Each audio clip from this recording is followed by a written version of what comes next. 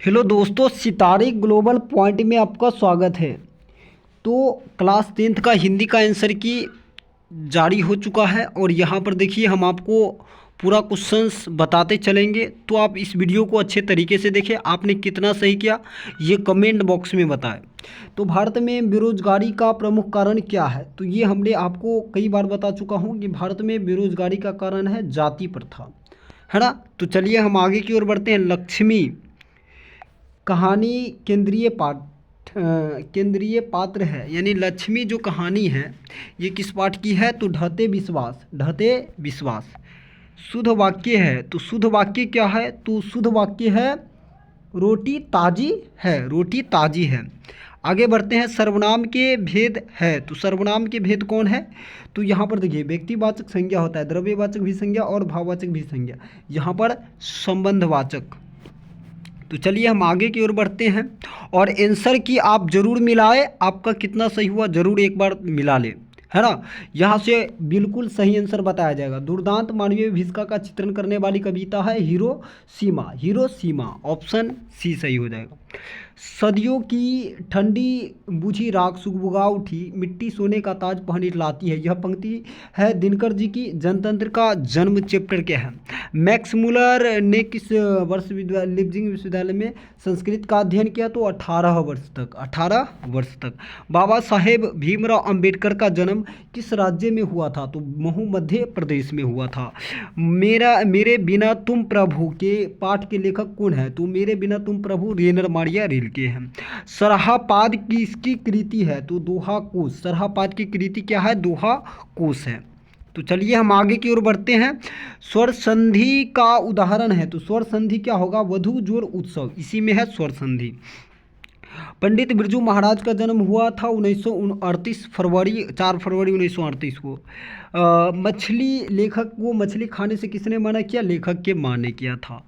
पंडित बिरजू महाराज जो है, पंडित बिरजू महाराज के पंडित बिरजू महाराज साल के थे तभी उनके पिता का देहावसान, यानी कितने साल के थे तो उनके पिता का देहावसान हो गया? तो 9.5 साल। Option A answer. तो चलिए आगे की ओर बढ़ते हैं। दही बाली मगम्मा के लेखक कौन है? तो दही बाली मगम्मा के लेखक है श्रीनिवास। कौन है? श्रीनिवास। निम्नलिखित में विशेषण के भेद नहीं है, तो विशेषण के भेद कौन नहीं है? तो विशेषण का भेद कौन नहीं है? तो देखिए प्रविशेषण। क्या हो जाएगा? प्रविशेषण इसका आंसर हो जाएगा। तो चलिए हम आगे की ओर बढ़ते हैं। रामधारी सिंह दिनकर का जन्म किस जिले में हुआ? तो रामधारी सिंह दिनकर का जन्म किस जिले में हुआ? तो आपको याद रखना है, रामधारी सिंह दिनकर का जन्म बेगूसराय में हुआ था। स्वामी विवेकानंद ने वेदांतियों का वेदांत किसे कहा? तो स्वामी विवेकानंद ने वेदांतियों का वेदांत दयानंद सरस्वती को कहा, सॉरी मैक्स मुलर को बोला। किसने बोला? मैक्स मुलर को बोला था।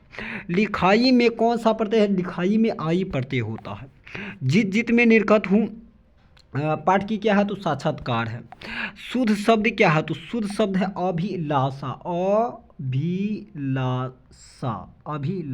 ये वाला शुद्ध शब्द होता है। तो चलिए हम आगे की ओर बढ़ते हैं और यहाँ पर समझते स्वर संधि का उदाहरण नहीं है।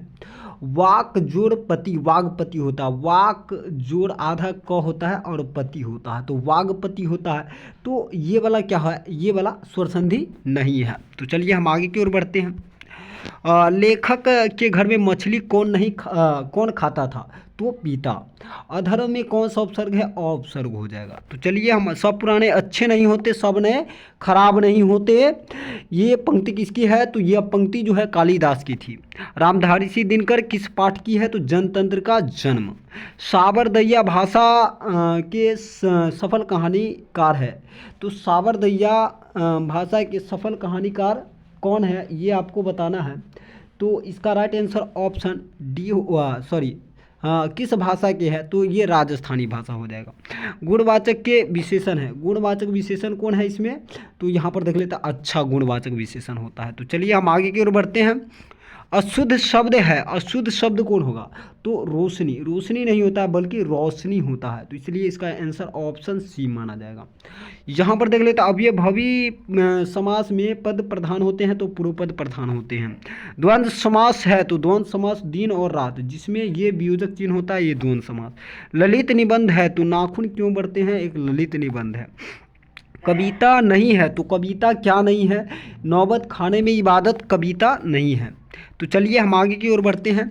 साहित्य के निर्माण में मनुष्य की भूमिका है, तो साहित्य के निर्माण में मनुष्य की निर्णायक भूमिका है।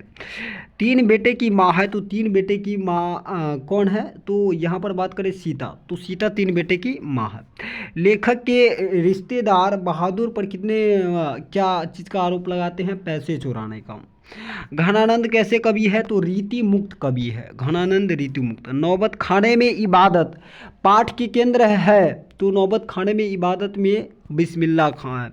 निम्नलिखित में सर्वनाम है, तो निम्नलिखित में सर्वनाम वह हो जाएगा। तो चलिए हम आगे की ओर बढ़ते हैं और फटाफट आंसर की लगा लेते हैं और देख लेते हैं कि आपका जो है कितना सही हुआ। आपका जन्म से ही पागल थी, तो मंगू जन्म से ही पागल थी।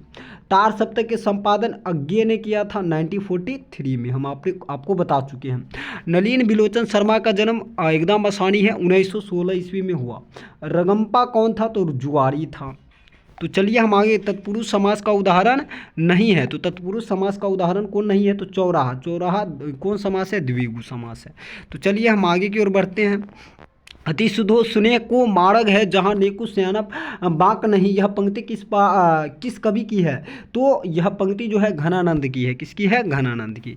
खोखा के दांत किसने तोड़े थे?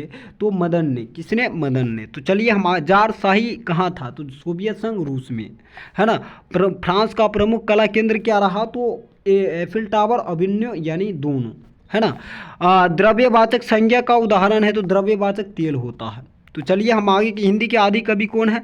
तो हिंदी के आदि कवि है सरहपाद, है ना। तो हमने ये क्वेश्चन आपको आंसर की बताया, आप अपना आंसर की मिला लीजिए और जितना सही होगा आप कमेंट बॉक्स में अपना ज़रूर बताएं कि आपका कितना क्वेश्चन सही हुआ। काफ़ी आसान क्वेश्चन था, हम जानते हैं कि आपका आंसर 50 में 50 आसानी से हो गया होगा। तो चलिए नेक्स्ट वीडियो में मिलते हैं।